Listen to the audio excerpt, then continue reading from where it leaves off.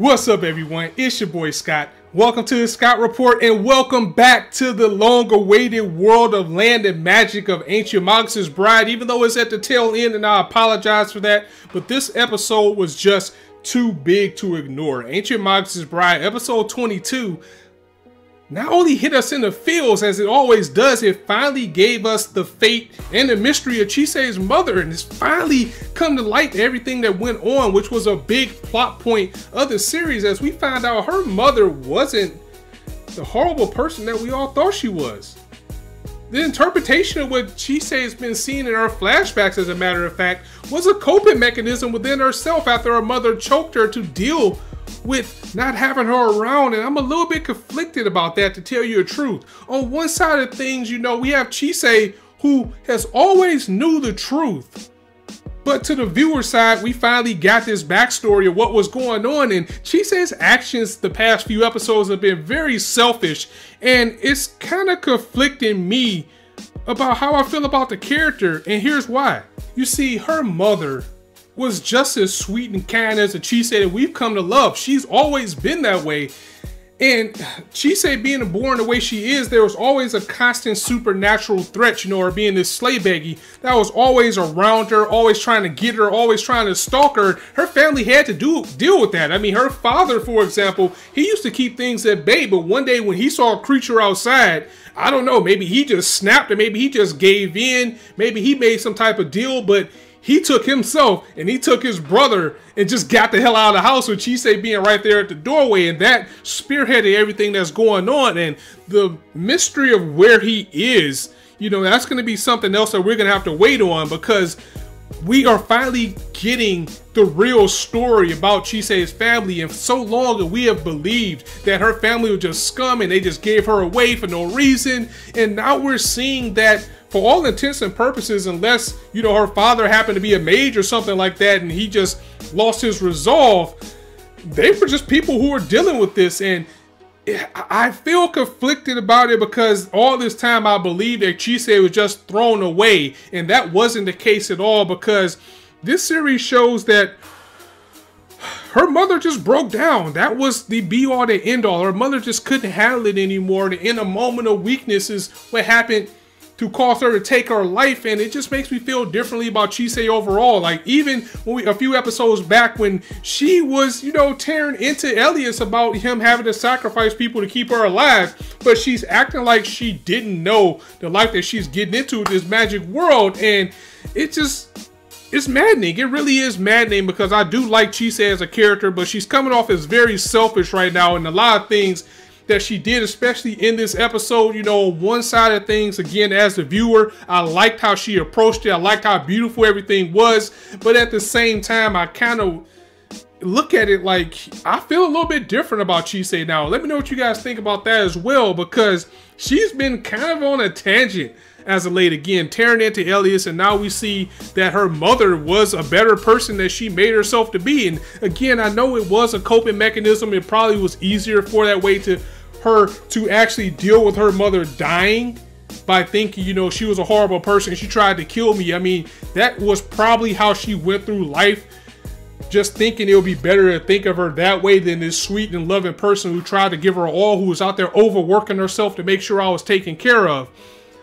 But it ain't right, especially like how she parted ways with her by saying, you know, I need to be free of you, and I don't forgive you, because if you wouldn't have did what you did to me, then I wouldn't have been on this path that I was on. But at the same time, you're kind of looking like, come on, you knew your mother was better than what you're making her out to be. And that's what I have the conflict with. And we've seen this series has no problem with getting dark, because there's a lot of things that play here. I mean, the series has gotten dark enough to say that Dad probably took a deal to say, hey, you know what, I'll give myself over and I'll give you this little boy if you leave my family alone. Or maybe he just did it to run away, to be away from it all, because the same thing kind of happened to her mother too. These demons were always chomping at the bit at Chise. One of them was literally biting her arm, and the father said that the mother and Chise both had the same body, or like the same weakness in her body. So I wonder if her mother was possibly could have been a slave baby or something like that as well. But that type of thing can get to you if you're already stressed, you're already overworked, your husband just walked out on you with your son.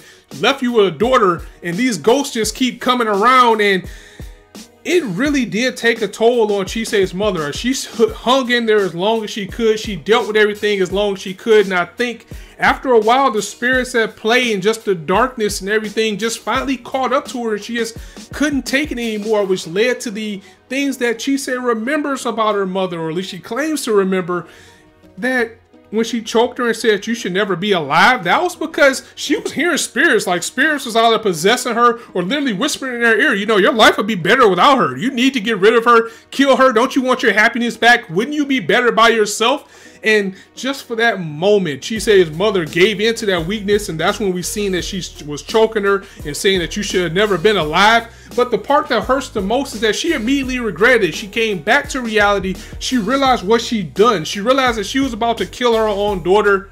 She apologized and she took her own life, and that part was just so hard to watch because I feel sorry. I feel sorry for Chise's mom, and I wonder what is at play here to actually make this happen. And I know this Carthophilius couldn't have been planning this all along, so I wonder if there's some other things at play here. We know that Chise is a slave beggar. We know that people are constantly going to be after her. We see the life that she's into now, but the fact that pretty much everybody in her family got to the point where they just couldn't take it anymore in some way, shape, form, or fashion, decided to move themselves from her. So again, you know, there is truth that her family abandoned her. The thing is the way that we've seen it has just been made up in her head for her to deal with it. I don't know. All I know is it was sad, and this was a big episode, and is this 24 episodes? So it looks like we only got 2 more left before this is all over, unless it's 25. I don't remember at this point.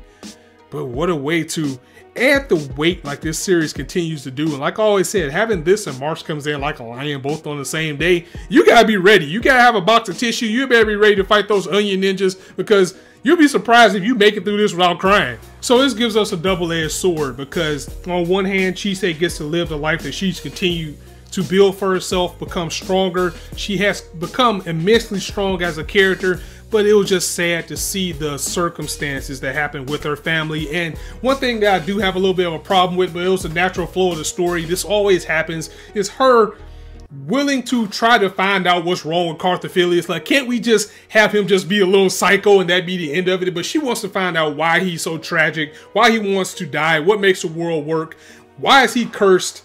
It's a lot of things going on around about that, because remember a long time ago, Alien said that he was cursed by God, I think. He said he was cursed to walk the earth for eternity.